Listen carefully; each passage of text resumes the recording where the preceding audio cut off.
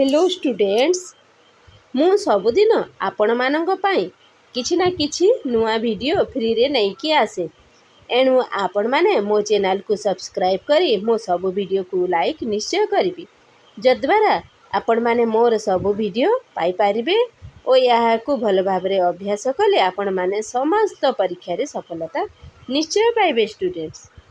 ताहेले आसंतु आजिर आमे पंचम श्रेणीर गणित क्लास को आरंभ करिबा। मु आज आपण मानकु नेइकी आसीछि गणित बहिर द्वितीय अध्याय जार नाम हैला केतेक आबद्ध चित्र। स्टूडेंट्स आम मानकर तो आखि अछि आमे माने अक्षर मानकु देखिकी पढ़ी देउछु किंतु जहार आखि नाही स्टूडेंट्स से माने कौन पाठ पढ़ती नाही ना स्टूडेंट्स से माने मध्य पाठ पढ़ी थांती किपरि पाठ पढ़ी थांती स्टूडेंट्स से माने ब्रेल अक्षर द्वारा पाठ पढ़ी थांती। ताहले ब्रेल अक्षर कौन स्टूडेंट्स एठारे ए रु जेड पर्यंत जेउ वर्ग चित्र घरे बिंदु द्वारा सजई दिया जाइछे यहाँ को आमे ब्रेल अक्षर कही थाउ।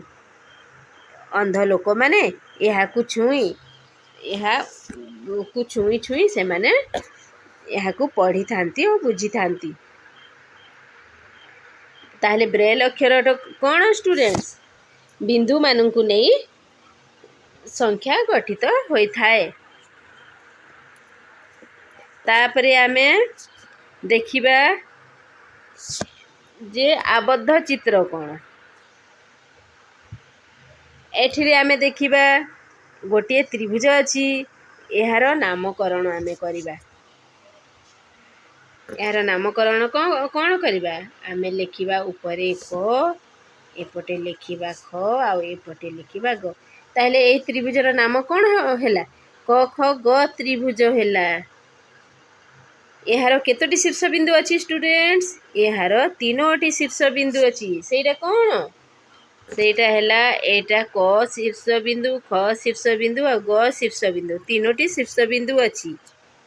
शीर्ष बिंदु मानकर नाम कौन क ख ओ ग आउ त्रिभुजरे केतोटी रेखाखंड अछि आमे यहाँ को क लिखिबा यहाँ को ख लिखिबा यहाँ को ग लिखिबा। एठारे केतोटी रेखाखंड अछि एठारे एही त्रिभुजरे स्टूडेंट्स तीनोटी रेखाखंड अछि। से रेखाखंडर नाम कौन क ख रेखाखंड को आमे एपरि सूचित करू आउ कौन ख ग आउ ग क एपरि तीनोटी रेखाखंड अछि आउ सेमानक नाम एई सबु अटे। आउ एठारे केतोटी कोण अछि स्टूडेंट्स एठारे तीनोटी कोण मध्य अछि।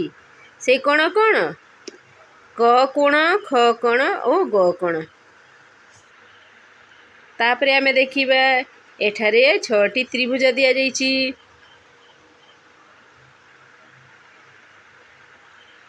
प्रथम त्रिभुजरे आमे एही त्रिभुजर कोण गुडी को मापिबा ओ से माप को कोण मानक पाखरे लेखिबा केउ कोण केते डिग्री हैला आमे ताकू से कोण रे लेखि देबा स्टूडेंट्स। यहाँ को आपण माने निजे करिबे आउ यहाँ को करी तल सारणी को आपण माने पूरण करिबे। एही एठारे केउ कोण समकोण हैला केउ कोण सूक्ष्म कोण हैला केउ त्रिभुज रे केतोटी स्थूल कोण अछि यहाँ एही टेबुल रे सजई देबे स्टूडेंट्स। ताहले स्टूडेंट्स गोटे त्रिभुज रे अति बेसी रे केतोटी समकोण रही पारिबो स्टूडेंट्स गोटे त्रिभुज रे अति बेसी रे एकटी समकोण रही पारिबो स्टूडेंट्स कारण त्रिभुजर तीन कोणर परिमाण मिसी 180 डिग्री होई थाए आउ गोटे त्रिभुजरे गोटे कोण 90 डिग्री हेले अन्य कोण माने केते हेबो 90 रु कम लेखाए हेबो। एणु एही त्रिभुजरे गोटे कोनसी त्रिभुजरे गोटे मात्र समकोण थाए। अच्छा ख क्वेश्चन को आसीबा गोटे त्रिभुजरे अति बेसी रे केतोटी स्थूल कोण रहिबो ଏହା ମଧ୍ୟ एकଟି ଗୋଟିଏ ତ୍ରିଭୁଜରେ ଅତି ବେଶୀରେ ଗୋଟିଏ ସ୍ଥୂଳକୋଣ ରହିବ। ଏହାକୁ ଷ୍ଟୁଡେଣ୍ଟସ୍ ମନେ ରଖି ନେଇଥିବେ। ଗୋଟିଏ ତ୍ରିଭୁଜରେ ଅତି ବେଶୀରେ କେତୋଟି ସୂକ୍ଷ୍ମ କୋଣ ରହିପାରିବ? ଷ୍ଟୁଡେଣ୍ଟସ୍ ଏହା ତିନୋଟି। ଗୋଟିଏ ତ୍ରିଭୁଜରେ ଅତି ବେଶୀରେ ତିନୋଟି ସୂକ୍ଷ୍ମ କୋଣ ରହିପାରିବ। ତିନି କୋଣ 90ରୁ କମ୍ ଲେଖାଏଁ ହେବେ। ଆଉ ଅତି କମ୍ରେ କେତୋଟି ସୂକ୍ଷ୍ମ କୋଣ ରହିବ? କୌଣସି ଏକ ତ୍ରିଭୁଜରେ ଅତି କମ୍ରେ 2ଟି ସୂକ୍ଷ୍ମ କୋଣ ନିଶ୍ଚୟ ଥାଏ ଷ୍ଟୁଡେଣ୍ଟସ୍। ତାହେଲେ 4 କ୍ୱେଶ୍ଚନର ଉତ୍ତର ମନେ ରହିଲା ଷ୍ଟୁଡେଣ୍ଟସ୍। ଆମେ ଆଗକୁ ଦେଖିବା। ଏଠାରେ କେଉଁ ଚିତ୍ର ଦିଆଯାଇଛି? ଏଠାରେ ଏକ ସମକୋଣୀ ତ୍ରିଭୁଜ ଦିଆଯାଇଛି। ତାହେଲେ ଷ୍ଟୁଡେଣ୍ଟସ୍ ସମକୋଣୀ ତ୍ରିଭୁଜ କାହାକୁ କୁହାଯାଏ?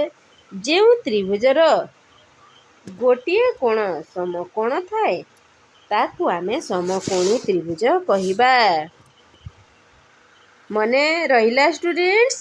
ନେକ୍ସଟ କ୍ୱେଶ୍ଚନକୁ ଆସିବା। ଏଠାରେ କି ପ୍ରକାର ତ୍ରିଭୁଜ ଦେଖାଯାଉଛି ଷ୍ଟୁଡେଣ୍ଟସ୍? କହିଲ ଦେଖି। ଏଠାରେ ଏକ ସ୍ଥୂଳକୋଣୀ ତ୍ରିଭୁଜ ଦେଖାଯାଉଛି। କାରଣ ଏଠାରେ 6 କୋଣ ସ୍ଥୂଳକୋଣ ଅଟେ। ଆଉ ଚକୋଣ ଆଉ ଜକୋଣ ଏମାନେ ସୂକ୍ଷ୍ମ କୋଣ ଅଟନ୍ତି। 6 କୋଣଟି 90 ଡିଗ୍ରୀରୁ ନିଶ୍ଚୟ ବେଶୀ ହେବ। ଯେଉଁ ତ୍ରିଭୁଜରେ ଗୋଟିଏ କୋଣ 90 ଡିଗ୍ରୀ ଠାରୁ ବେଶୀ ହୋଇଥାଏ ଆମେ ତାକୁ ସ୍ଥୂଳକୋଣୀ ତ୍ରିଭୁଜ କହିଥାଉ ଷ୍ଟୁଡେଣ୍ଟସ୍। ତାହେଲେ ସମକୋଣୀ ଜାଣିଲେ, ସ୍ଥୂଳକୋଣୀ ଜାଣିଲେ, ଆମେ ସୂକ୍ଷ୍ମକୋଣୀ ତ୍ରିଭୁଜକୁ ଆସିବା। ଏଠାରେ ଦେଖିବା ପ କୋଣ, ଫ କୋଣ, ବ କୋଣ। ତିନି କୋଣ ସୂକ୍ଷ୍ମ କୋଣ ଅଟନ୍ତି। ଏମାନେ 90 ଡିଗ୍ରୀରୁ କମ୍ ଲେଖାଏଁ ହେବେ। ତାହେଲେ ଯେଉଁ ତ୍ରିଭୁଜର 3 ଯାକ କୋଣ ସୂକ୍ଷ୍ମକୋଣୀ ଅଟନ୍ତି ସେଇ ତ୍ରିଭୁଜକୁ ଆମେ ସୂକ୍ଷ୍ମକୋଣୀ ତ୍ରିଭୁଜ କହିବା ଷ୍ଟୁଡେଣ୍ଟସ୍। ତାହେଲେ ଷ୍ଟୁଡେଣ୍ଟସ୍ ଆମେ ଦେଖିଲେ ଯେ କୋଣର ମାପ ଅନୁସାରେ ତ୍ରିଭୁଜ 3 ପ୍ରକାର। ସେମାନେ ହେଲେ ସୂକ୍ଷ୍ମକୋଣୀ, ସ୍ଥୂଳକୋଣୀ ଓ ସମକୋଣୀ। ତାହେଲେ ଷ୍ଟୁଡେଣ୍ଟସ୍ ବାହୁର ମାପ ଅନୁଯାୟୀ ମଧ୍ୟ ତ୍ରିଭୁଜ 3 ପ୍ରକାରର ଥାନ୍ତି। ସେଇ ତିନିଟା କ'ଣ? ସେଇଟା ହେଲା ସମବାହୁ ତ୍ରିଭୁଜ, ସମଦ୍ୱିବାହୁ ତ୍ରିଭୁଜ ଓ ବିଷମବାହୁ ତ୍ରିଭୁଜ। ସମବାହୁ ତ୍ରିଭୁଜ କ'ଣ? ଯେଉଁ ତ୍ରିଭୁଜର 3 ବାହୁ ସମାନ ଥାଏ, 3 ବାହୁର ଦୈର୍ଘ୍ୟ ସମାନ ଥାଏ ଆମେ ତାକୁ ସମବାହୁ ତ୍ରିଭୁଜ କହିଥାଉ। ବୁଝିହେଲା? ଏଠାରେ ପ୍ରଥମ ଚିତ୍ରରେ କ'ଣ ଅଛି? ପ୍ରଥମ ଚିତ୍ରରେ ଆମେ ଦେଖୁଛୁ 3 ବାହୁର ଦୈର୍ଘ୍ୟ ସମାନ ଅଛି। ତାହେଲେ ପ୍ରଥମ ଚିତ୍ର ଏକ ସମବାହୁ ତ୍ରିଭୁଜର ଚିତ୍ର। ଦ୍ୱିତୀୟ ଚିତ୍ରକୁ ଆସିବା। ଦ୍ୱିତୀୟ ଚିତ୍ରରେ ଆମେ କ'ଣ ଦେଖୁଛୁ ଷ୍ଟୁଡେଣ୍ଟସ୍? ଦ୍ୱିତୀୟ ଚିତ୍ରରେ ଆମେ ଦେଖୁଛୁ କ ଖର ପରିମାଣ ଯେତିକି, କ ଗର ପରିମାଣ ମଧ୍ୟ ସେତିକି। ଏଠାରେ 2ଟି ବାହୁ ସମାନ ଅଛନ୍ତି। ତାହେଲେ ଏପରି ଚିତ୍ରକୁ ଆମେ ସମଦ୍ୱିବାହୁ ତ୍ରିଭୁଜ କହିଥାଉ। କିନ୍ତୁ ଷ୍ଟୁଡେଣ୍ଟସ୍ ଆମେ ତୃତୀୟ ଚିତ୍ରକୁ ଆସିବା। ତୃତୀୟ ଚିତ୍ରରେ 3ଟି ଯାକ ବାହୁର ଦୈର୍ଘ୍ୟ ଭିନ୍ନ ଭିନ୍ନ ଅଟେ। ଏଣୁ ଏପରି ଚିତ୍ରକୁ ଆମେ ବିଷମବାହୁ ତ୍ରିଭୁଜ କହିବା। ତାହେଲେ ଷ୍ଟୁଡେଣ୍ଟସ୍ ମନେ ରହିଲା? ବାହୁ ଅନୁସାରେ 3 ତ୍ରିଭୁଜର ନାମ ମନେ ରହିଲା? ନିଶ୍ଚୟ ମନେ ରଖିବେ। କ'ଣ କ'ଣ? ବାହୁ ଅନୁସାରେ ତ୍ରିଭୁଜ ମାନେ କ'ଣ? ସମବାହୁ ତ୍ରିଭୁଜ, ସମଦ୍ୱିବାହୁ ତ୍ରିଭୁଜ ଓ ବିଷମବାହୁ ତ୍ରିଭୁଜ। ଏଠାରେ ଆମେ ଗୋଟିଏ ଆୟତ ଚିତ୍ର ନେଇଛୁ। ଆଉ ତାର ବିପରୀତ ଶୀର୍ଷ ବିନ୍ଦୁକୁ ଯୋଡ଼ି ଦେଇଛୁ। ଗୋଟିଏ ଯୋଡ଼ା ବିପରୀତ ଶୀର୍ଷ ବିନ୍ଦୁକୁ ଯୋଡ଼ି ଦେଇଛୁ। ତାହେଲେ ଆମେ କ'ଣ ପାଇଲେ ଷ୍ଟୁଡେଣ୍ଟସ୍? ଏଠାରେ ଆମେ 2ଟି ତ୍ରିଭୁଜ ପାଇଲେ। ଏଠାରେ କ'ଣ ହେଇଛି? କି ପ୍ରକାର ତ୍ରିଭୁଜ? ବାହୁ ଅନୁସାରେ एठारे जो त्रिभुज आमे पाइछु उभय त्रिभुज तो समान बाहु अनुसार यही त्रिभुज र तीन बाहुर दैर्घ्य भिन्न भिन्न अटे। एणु आमे यहाकु कोण कहिबा विषम बाहु त्रिभुज कहिबा। किंतु कोण अनुसार यही त्रिभुजर गोटे कोण 90 डिग्री। ताहले कोण अनुसार यही त्रिभुज को आमे कोण कहिबा समकोणी त्रिभुज कहिबा। ताहले गोटे आयत चित्र र एक जोड़ा विपरीत बिंदु को जोड़ी दे कोण हुए दुईटी समकोणी त्रिभुज उत्पन्न होई थाए। तापर स्टूडेंट्स आमे पाठ को तो पढ़ी देले एबे आमे अभ्यास को आसीबा। क्वेश्चन नंबर 1 सूक्ष्मकोणी त्रिभुजर प्रत्येक कोण गोटे सूक्ष्मकोण ठीक कि भूल हमें यहाँ बाछिबा। सूक्ष्मकोणी त्रिभुजर प्रत्येक कोण गोटे गोटे सूक्ष्मकोण ठीक अछि स्टूडेंट्स आमे टिक दे देबा। समकोणी त्रिभुजर प्रत्येक कोणर परिमाण 90 डिग्री यह संभव तीन कोण 90 डिग्री लेखा हेई परिबे ना यह संभव नुहे तेणु यह भूल अटे। ग प्रश्न को आसीबा स्थूलकोणी त्रिभुजर दुईटी सूक्ष्मकोण थाए ठीक अछि कौनसी एक त्रिभुजरे अति कम रे दुईटी सूक्ष्मकोण निश्चय थाए। घ प्रश्न को आसीबा समकोणी त्रिभुजरे अति बेसी रे गोटे सूक्ष्मकोण थाए भूल कौनसी एक त्रिभुजरे अति बेसी रे अति कम रे दुईटी सूक्ष्मकोण निश्चय थाए। आ समकोणी त्रिभुजरे दुईटी सूक्ष्मकोण थाए तेणु एही प्रश्नर उत्तर भूल अछि। स्थूलकोणी त्रिभुजर प्रत्येक कोण एक स्थूलकोण यह मध्य भूल अछि स्टूडेंट्स। ताहले यह मध्य भूल अछि ताहले एठिरे दुईटी प्रश्नर उत्तर ठीक हैला। दुईटी प्रश्न ठीक अछि माने दुईटी तथ्य ठीक अछि आ तीनोटी तथ्य भूल अछि। आमे क्वेश्चन नंबर 2 को आसीबा तुम परिवेश रे केउ केउ ठारे सूक्ष्मकोणी समकोणी और स्थूलकोणी त्रिभुज लक्ष्य करूछ लेख लेखिबो स्टूडेंट्स। गछर डाल मानक संधि रे सब प्रकार कोण थाई पारे किंतु एठी तो त्रिभुज कथा कहै दैछि। ताहले तुम परिवेश रे जहा जेउठी समकोणी सूक्ष्मकोणी और स्थूलकोणी त्रिभुज देखुछ ताकू क्वेश्चन नंबर 2 रो उत्तर भाबे लिखि देबो। आमे क्वेश्चन नंबर 3 को आसीबो निम्न त्रिभुजाकृति चित्र गुड़िक केउ प्रकार त्रिभुज से गुड़िक र बाहु गुड़िक दैर्घ्य मापी लिखिबो।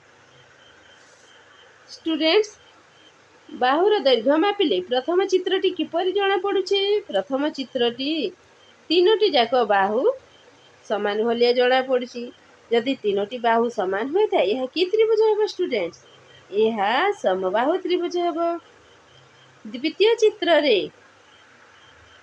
दुईटी बाहुर दैर्घ्य समान जणा पड़ुछि। यदि दुईटी बाहुर दैर्घ्य समान हुए मापी देले जणा पड़िबो ताहले यह को कोण कहबा समद्विबाहु त्रिभुज कहबा। किंतु तृतीय चित्र रे आमे कोण देखुछु तृतीय चित्र रे आमे देखुछु जे ए मानकर बाहु तीन जाके बाहुर दैर्घ्य अलग अलग तेणु एपरि चित्र को आमे विषमबाहु त्रिभुज कहबा। आमे क्वेश्चन नंबर 4 को आसीबा यह की प्रकार चित्र यह एक कोण वर्ग चित्र अटे। एठारे ख और ग बिंदु को जदि आमे जोड़ी देबा ख बिंदु आउ घ बिंदु को जोड़ी देबा ताहले कोण हेबो दुईटी त्रिभुज मिलिला। एही त्रिभुज दुईटी की प्रकार त्रिभुज एठारे आमे देखिबा ए बा जदि आमे एही त्रिभुजर कथा कहबा दुई त्रिभुजर दैर्घ्य तो समान एका मापर दुईटी त्रिभुज ताहले ए बाहु समान हेबे ताहले बाहु अनुसार ए त्रिभुजर नाम कोण समद्विबाहु त्रिभुज कहबा। आ एठिरे गोटे समकोणी मध्य अछि ताहले याकू समकोणी समद्विबाहु त्रिभुज कहबा स्टूडेंट्स। ताहले এই ବର୍ଗଚିତ୍ରର ଦୁଇ ବିପରୀତ ବିନ୍ଦୁକୁ ଯୋଡ଼ିଦେଲେ ଏଠିରେ ଦୁଇଟି ସମକୋଣୀ ସମଦ୍ୱିବାହୁ ତ୍ରିଭୁଜ ସୃଷ୍ଟି ହୋଇଛି। ଆମେ କ୍ୱେଶ୍ଚନ୍ ନମ୍ବର 5କୁ ଆସିବା। ଆୟତାକୃତି ରଙ୍ଗୀନ କାଗଜ ଖଣ୍ଡିଏ ନିଅ, କଇଁଚି ବ୍ୟବହାର କରି ସେହି କାଗଜକୁ କାଟି ଅନେକ ଭିନ୍ନ ଭିନ୍ନ ଆକାରର ତ୍ରିଭୁଜ ତିଆରି କର।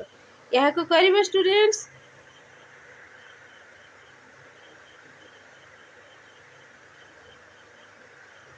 ପାର୍ଶ୍ୱସ୍ଥ ଚିତ୍ରରେ ଅଙ୍କିତ ତ୍ରିଭୁଜକୁ ଦେଖି ନିମ୍ନସ୍ଥ ଶୂନ୍ୟ ସ୍ଥାନ ପୂରଣ କର। କ ଖ ଗ ତ୍ରିଭୁଜରେ ଡ୍ୟାସ୍ ସଂଖ୍ୟକ ବାହୁ ଅଛି। କ ଖ ଗ ତ୍ରିଭୁଜରେ କେତୋଟି ବାହୁ ଅଛି? 1 2 3 ତିନୋଟି ବାହୁ ଅଛି। କେତୋଟି କୋଣ ଅଛି? କୌଣସି ଏକ ତ୍ରିଭୁଜରେ ତିନୋଟି ବାହୁ ଥାଏ ଆଉ ତିନୋଟି କୋଣ ଥାଏ ଆଉ କ'ଣ ତିନୋଟି ଶୀର୍ଷ ମଧ୍ୟ ଥାଏ। କ ଖ ଗ ତ୍ରିଭୁଜରେ ଯେକୌଣସି ବାହୁ ଦ୍ୱୟର ଛେଦରେ ତ୍ରିଭୁଜର ଡ୍ୟାସ୍ ଗୋଟି ଶୀର୍ଷ ସୃଷ୍ଟି ହେଇଛି। କ ଖ ଗ ତ୍ରିଭୁଜରେ ଯେକୌଣସି ବାହୁ ଦ୍ୱୟର ଛେଦରେ ତ୍ରିଭୁଜର ଡ୍ୟାସ୍ ଗୋଟି ଶୀର୍ଷ ହେଇଛି। କେତୋଟି ହେଇଛି? 3ଟି ଶୀର୍ଷ ଅଛି। ଦୁଇଟି ବାହୁ ଦ୍ୱୟର ଛେଦରେ କ'ଣ ଗୋଟିଏ ଶୀର୍ଷ ସୃଷ୍ଟି ହେଇଛି 1ଟି। ଏଠାରେ କ'ଣ ହେବ? ଏଠାରେ 1 ହେବ। ଦୁଇଟି ବାହୁର ଶୀର୍ଷରେ ଦୁଇଟି ବାହୁର ଛେଦରେ କେତୋଟି ଶୀର୍ଷ ସୃଷ୍ଟି ହେଲା? 1ଟି ହେଲା। ତେଣୁ ଘ ନମ୍ବରର ଉତ୍ତର ହେବ 1।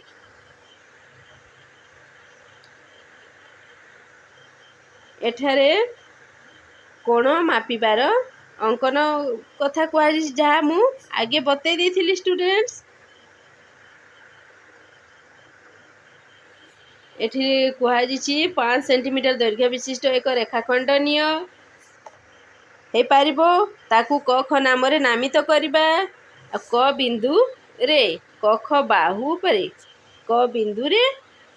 ବାହୁ ଉପରେ ଆମେ କ'ଣ କରିବା? ପ୍ରୋଟ୍ରାକ୍ଟର ରଖିବା ଆଉ 60 ଡିଗ୍ରୀ କୋଣ ଅଙ୍କନ କରିବା। 60 ଡିଗ୍ରୀ ଅର୍ଥାତ୍ ଏପଟେ 0, ଏ ବାହୁର ଏପଟେ 0 ଥିଲେ ଏଇଠି 60 ରହିବ। ତାପରେ କ ଆଉ ସେ ବିନ୍ଦୁକୁ ସଂଯୋଗ କରି ଆମେ ବଢ଼େଇ ଦେବା, ତାହେଲେ ଏହା ହେବ 60 ଡିଗ୍ରୀ କୋଣ। ତାପରେ ଏଠିରେ ସମବାହୁ ତ୍ରିଭୁଜ ଅଙ୍କନ କଥା କୁହାଯାଇଛି। ଏଠି 60 ଡିଗ୍ରୀ ହେଲେ ଆମେ ଖ ବିନ୍ଦୁରେ ମଧ୍ୟ 60 ଡିଗ୍ରୀ କୋଣ ଅଙ୍କନ କରିବା। ଏଠିରେ ମଧ୍ୟ 60 ଡିଗ୍ରୀ କୋଣ ଅଙ୍କନ କରିବା ଆଉ ଏହାକୁ ବଢ଼େଇ ଦେବା। ତାହେଲେ କ'ଣ ସୃଷ୍ଟି ହେବ? ଏଠି 60 ଡିଗ୍ରୀ ହେଲା, ଏଠି ମଧ୍ୟ 60 ଡିଗ୍ରୀ ହେଲା। ତାହେଲେ କ'ଣ ସୃଷ୍ଟି ହେଲା? ସମବାହୁ ତ୍ରିଭୁଜ ଅଙ୍କନ ହେଲା। ଗୋଟିଏ ବାହୁ ଓ ଦୁଇଟି କୋଣ ଦତ୍ତ ଥିଲେ ତ୍ରିଭୁଜ ଅଙ୍କନ। ପାର୍ଶ୍ୱସ୍ଥ ଚିତ୍ରରେ କ'ଣ ହେଇଛି? କ ଖ ଗ ତ୍ରିଭୁଜର କ ଖ 5.2 ସେଣ୍ଟିମିଟର। ଏଠି ରଫ୍ ଚିତ୍ର ଦିଆଯାଇଛି। କ ଖ 5.2 ସେଣ୍ଟିମିଟର। କର ମାପ 60 ଡିଗ୍ରୀ ଆଉ ଖର ମାପ 50 ଡିଗ୍ରୀ। କୋଣ ଅଙ୍କନ କର, ଏ ତ୍ରିଭୁଜ ଅଙ୍କନ କର। ଆମେ କ'ଣ କରିବା? ପ୍ରଥମେ ଆମେ କ ଖ 5.2 ସେଣ୍ଟିମିଟର ନେଇଯିବା ଆଉ ଆମେ କ ବିନ୍ଦୁରେ କ'ଣ କରିବା? କ ବିନ୍ଦୁରେ ଆମେ 60 ଡିଗ୍ରୀ ଅଙ୍କନ କରିବା। ଖ ବିନ୍ଦୁରେ ଆମେ 50 ଡିଗ୍ରୀ ଅଙ୍କନ କରିବା ଆଉ ଉଭୟ ରେଖାକୁ ଆମେ ବର୍ଦ୍ଧିତ କରିଦେବା। ଯେଉଁଠି ଛେଦ କଲେ ସେଇ ଛେଦ ବିନ୍ଦୁର ନାମ ହେବ ଗ।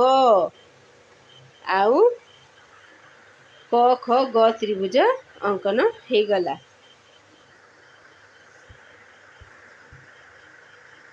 ଏହିପରି ଭାବରେ ତ୍ରିଭୁଜ କୋଣ ଦତ୍ତ ଥିଲେ, ଦୁଇଟି କୋଣ ଦତ୍ତ ଥିଲେ ବା ଦୁଇଟି ବାହୁ ଗୋଟିଏ କୋଣ ବା ଦୁଇଟି କୋଣ ଗୋଟିଏ ବାହୁ ଦତ୍ତ ଥିଲେ ଆମେ ତ୍ରିଭୁଜ ଅଙ୍କନ କରିପାରୁ। ତାହେଲେ ଷ୍ଟୁଡେଣ୍ଟସ୍, ଆମେ ଆଜିର ପାଠକୁ ଏଇଠି ରଖିବା।